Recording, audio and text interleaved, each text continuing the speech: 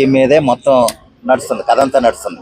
ఆ ప్రకారం ముందుకెళ్తే ఏంటంటే జగన్మోహన్ రెడ్డి గారు రాష్ట్రంలో ఉన్న శాంతి భద్రతలు కానీ లేదా పరిస్థితులు కానీ ఉక్కిరి బిక్కిరి చేయాలి. ఏ విధంగానైనా సరే కొంచెం కూటమి ప్రభుత్వాన్ని ఆ ఫేజు ఈ మధ్య వాళ్ళు అంటే ఇతర దేశాలకు వెళ్ళి అంటే జూరిస్కి వెళ్ళి కూడా పెట్టుబడులు తీసుకురావడం కోసం చంద్రబాబు నాయుడు గారు వెళ్ళారు. అలాగే లోకేష్ గారు కూడా ఉన్నారు. అయితే ఈ పెట్టుబడులు వరదలా రావటం 20 లక్షల కోట్లు అంటే 23 లక్షల కోట్ల పెట్టుబడులు వచ్చినాయి అన్నట్టుగా కూటమి ప్రభుత్వం చెప్పడం, దానికి ఏమన్నా తట్టుకోలేక లేకపోతే దాన్ని వ్యతిరేకంగా ఇది ఇలా ఈ ఫామ్లోకి వచ్చేస్తున్నారు కదా, మన తరఫున కూడా ఏదైనా చెయ్యాలి అన్న ఉద్దేశంతో ఈ విధమైన చర్యలు ఏమన్నా చేస్తున్నారా?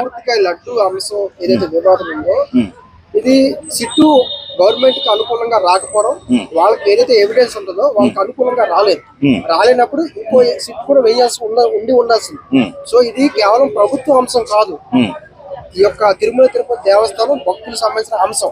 సో ఒకవేళ కనుక మీ దగ్గర బలమైన ఎవిడెన్స్ ఉంటే అన్ని పబ్లిక్ విషయంలో చెప్పకూడదు. ఇప్పుడు చంద్రబాబు నాయుడు గారికి ఉన్న ఎమోషనల్ స్టెబిలిటీ నాకు ఉండదు, నాకున్న ఎమోషనల్ స్టెబిలిటీ మీకు ఉండదు.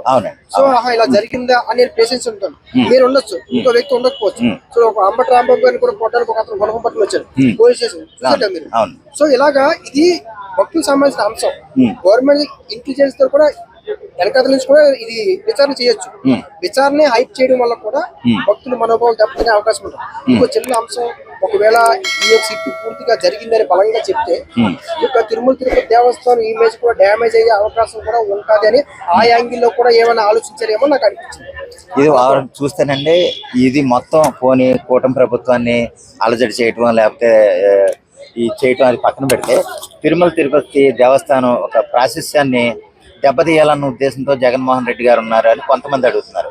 దానికి మీరేం చెప్తారు? ఈ కల్తీని కలపడం కానీ లేకపోతే 58 లక్షల లీటర్ల పామాయిల్ వాడటం కానీ, దానిలో ఈ టాయిలెట్లో వాడే 2 కెమికల్స్ కొని ఆ నొరగ రావడానికి లేదా ఆ నెయ్యి అని చెప్పుకునే స్మెల్ రావడం కోసం చేసే ఈ కొనుగోళ్లు చూస్తే చాలా అవకతవకలు జరిగి ఎన్నో లక్షల కోట్లు అంటే వేల కోట్లు తగలెట్టేశారు.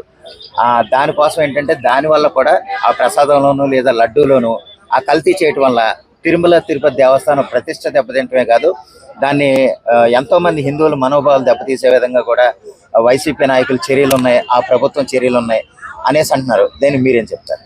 అంటే ఏ ప్రభుత్వానికైనా అధికారాలు ఉంటాయి. ఇప్పుడు ఈవోని మార్చే అధికారాలు ఉంటాయి. అదేవిధంగా ఒక ప్రభుత్వం అధికారం ఉన్నప్పుడు దేవాదాయ శాఖ అంతా కూడా వాళ్ళ హ్యాండ్ ఓవర్ ఉంటుంది. ఒక్కొక్కరు ఒక్కొక్క ఐడియాలజీతో నడిపిస్తారు దేవాదాయ. కానీ ఇక్కడ దేవాదాయ ధర్మాదాయ శాఖ ఏదైతే ఆ టెంపుల్కున్న సాంప్రదాయాలకి అనుగుణంగా నడవాలి. అందుకే ఇప్పుడు ప్రధాన అంశం ఏంటంటే దేవాదాయాలు మొత్తం కూడా సెంట్రల్ గవర్నమెంట్ హ్యాండ్ ఓవర్ లోకి వెళ్ళాలి అని ఒక వర్షం కూడా తీసుకొస్తారు. లేదంటే మొత్తం ఆ యొక్క టెంపుల్ యాజమాన్యానికి అప్పచెప్పాలి, అంటే ట్రస్ట్ కి అప్పచెప్పాలి. అలాంటి ట్రస్ట్ కి అప్పచెప్పాలి, గవర్నమెంట్ ఇన్వాల్వ్మెంట్ అవ్వకూడదు. కానీ కొన్ని అంశాలు మన శ్రీకాకుళంలో ఒక ఇన్సిడెంట్ జరిగింది, చాలా మంది భక్తులు చనిపోయారు. ఆ ఒక టెంపుల్ లో ఉండే 10-15 మంది సభ్యులు అలాంటి అంశాన్ని కంట్రోల్ చేసే సిస్టమ్ వాళ్ళ దగ్గర ఉండదు. కాబట్టి ప్రభుత్వ సహకారం అనేది ఖచ్చితంగా అవసరం ఉంటుంది. ఇక్కడ జరిగింది జరగలేదు అనేది ఒక వివాదం మాత్రమే, కానీ అనుమానాలు పబ్లిక్ ఉన్నాయి, అనుమానాలు గవర్నమెంట్ కూడా ఉన్నాయి. కానీ గవర్నమెంట్ ఉన్న అనుమానాలు సిట్ ఎందుకు బహిర్గతం చేయలేకపోయింది అన్నది పాయింట్. సో ఒకవేళ మీకు అనుకున్నట్టుగా మీ దగ్గర ఉన్న ఎవిడెన్స్ అనుగుణంగా అది రాలేనప్పుడు ఇంకో సిట్ వేయొచ్చు. సో ఆ రకమైన వాతావరణం ఉండి పబ్లిక్ చెప్పాలి కదా తప్ప మీరు ఓవరాల్ గా చెప్తే డెమోక్రసీలో చెల్లదు. సో అదే ఒక మైనస్ పాయింట్. అంటే ఇక్కడ ప్రభుత్వం ఏ రకంగా ఉన్నా, ఏ ప్రభుత్వం ఉన్నా సరే ఎలా పడుతుంది. ఇప్పుడు డేరా బాబా అంశం ఉంది, డేరా బాబా 6-7 డైరీలు చేశారని చెప్తారు. అసలు నెయ్యి సరఫరా చేయకుండా నెయ్యి సరఫరా చేసినట్టు డేరా బాబా సృష్టించిన డాక్యుమెంట్స్ అని కూడా ఉన్నాయి. సో సిట్టు ఒక రాష్ట్రం కాదు, 4 కర్ణాటక, మహారాష్ట్ర, తెలంగాణ మొత్తం 5-6 రాష్ట్రాల్లో తీసుకొచ్చారు. సో డేరా బాబా కూడా ఇందులో బాగా ఇన్వాల్వ్మెంట్. ఈ డైరీలకి సరఫరా చేసింది ఈయన. కల్తీ నెయ్యి అన్నారు, అసలు నెయ్యే లేకుండా కూడా రికార్డు సృష్టించారు. అదే ఇక్కడ జరిగింది. కానీ అది ఎంత స్థాయి అనేది నివేదిక ఇవ్వాల్సింది అవసరం, వాళ్ళ యొక్క అధికారులు పూర్తిగా ఇవ్వాల్సిన అవసరం ఉంటుంది. ఇందులో ఏంటంటేనండి, మీరు ఇందాక ఒక అన్న మాటలో ఎలాగంటే అవకతవకలు జరిగితే కనుక మనం ఈఓని సస్పెండ్ చేయొచ్చు లేదా మార్చొచ్చు వేరే చోటకి అనేసి అనుకుంటున్నాం. అయితే ఏంటంటే అల్టిమేట్ గా ఈఓ అయినా సరే ప్రభుత్వం మాట వినాలి. ఆ ప్రభుత్వానికి ముఖ్యమంత్రిగా ఉన్న వైఎస్ జగన్మోహన్ రెడ్డి గారు చెప్పినట్టుగానే నడుచుకోవాలి. అంటే ఈ అవకతవకలు మొత్తం జరగడానికి కారణం అయితే జగన్మోహన్ రెడ్డి గారైనా కాదా? జగన్మోహన్ రెడ్డి గారు అవునా కాదా అంటే ఖచ్చితంగా ఏ ప్రభుత్వంలో హయాంలో జరిగితే ఆ ప్రభుత్వంలో సింహాసనం ఇన్సిడెంట్ జరిగింది గవర్నమెంట్ మీద వచ్చింది కదా, చంద్రబాబు నాయుడు గారి మీద వచ్చింది. ఏ ప్రభుత్వంలో మంచి జరిగినా వాళ్ళకి క్రెడిట్ వస్తుంది. ఇప్పుడు గూగుల్ విశాఖపట్నం ఓపెన్ చేస్తారు, ఆ క్రెడిట్ ఎవరికి వెళ్తుంది?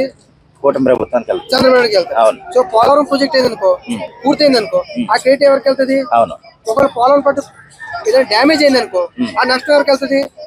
మళ్ళీ వాళ్ళకి. అంటే ఏ ప్రభుత్వ హయాంలో మంచి జరిగినా చెడు జరిగినా పూర్తిగా ప్రభుత్వం అనేది బాధ్యత. అదేవిధంగా తిరుమల తిరుపతి దేవస్థానం అంశం కూడా అలాంటిదే. కాబట్టి అందులో జరిగిన కొన్ని అంశాలు ఏమున్నా సరే అది నివేదిక పూర్తిగా బలంగా ఇవ్వలేకపోయారు.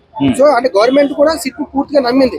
అసలు సిట్ ఎంక్వైరీ ఎలా చేస్తుంది, ఆ ఏదైతే విచారణ చేసిన సంస్థలు ఎవరెవరికి ఇచ్చారు, అవి కరెక్ట్ గా ఉన్నాయా లేదా అనేది కూడా చంద్రబాబు నాయుడు గారు ఎక్కువ ఫోకస్ చేయలేకపోయారేమో అని అనిపిస్తుంది. ఈ సందర్భంలో ఏంటంటే సిట్ నివేదిక కూటమి ప్రభుత్వానికి అనుకూలంగా రాలేదని మీరు అంటున్నారు.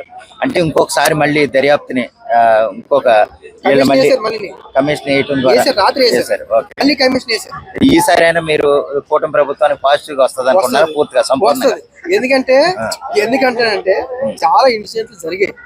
ఇప్పుడు కొన్ని ఇండస్ట్రీ ఏరియాలో కూడా యాక్సిడెంట్లు జరుగుతాయి. జరిగినప్పుడు చాలా మంది వర్కర్స్ చనిపోతారు. ఏం చెప్తారంటే కరెంట్ షాక్ వాళ్ళు చనిపోయారని చెప్తారు. ఆ తర్వాత మళ్ళీ ఆ యూనియన్ లీడర్ వీళ్ళందరూ ఫైట్ చేస్తే లేదు కరెంట్ షాక్ లో కాదు మెషిన్ లో పడి చనిపోయారని చెప్తారు. తర్వాత అంటే మీకు ఏం అర్థమైంది? ఏది కూడా ఓపెన్ గా అంత తొందరగా బయలుదేరడం కావు. ఇక్కడ చంద్రబాబు నాయుడు గారు ఈ సిటీ మీద ఎక్కువ కాన్ఫిడెంట్ తో ఉన్నారు. గవర్నమెంట్ ఇచ్చిన సిటీ కాబట్టి ఖచ్చితంగా మాకు పాజిటివ్ గా వస్తుంది, మా దగ్గర ఉన్న ఎవిడెన్స్ కి అనుగుణంగా వస్తుందని ఆయన అనుకున్నారు. సో వాళ్ళ దగ్గర ఉన్న ఎవిడెన్స్ ని వాళ్ళు చెప్పలేరు. ఎందుకంటే ఇప్పుడు చంద్రబాబు నాయుడు విచారణకు సంబంధించిన వ్యక్తి కాదు కదా, అధికారి కాదు. ఎవరైనా ఎక్కడైనా తేల్చాల్సింది అధికారులే. ఫోన్ ట్యాపింగ్ అంశం కూడా రేవంత్ రెడ్డి గారు ఫోన్ ట్యాపింగ్ జరిగిందని చెప్పారు, కానీ ఇక జరిగింది అని జడ్జ్మెంట్ ఇవ్వగలుగుతారు. అని తెలుసు జరిగింది అని, ఎలా జరిగిందో అని తెలుసు, కానీ జరిగిందని చెప్పి జడ్జ్మెంట్ ఇవ్వలేరు కదా. అలాగే చంద్రబాబు నాయుడు గారు కూడా ఇక్కడ జరిగిందని కొంత ఆయన దగ్గర ఎవిడెన్స్ ఉంది, కానీ జడ్జ్మెంట్ ఇవ్వలేరు. ఆ జడ్జ్మెంట్ ఎవరు ఇవ్వాలి? అధికారులు ఇవ్వాలి. సో ఇది అదే అంత అవసరం.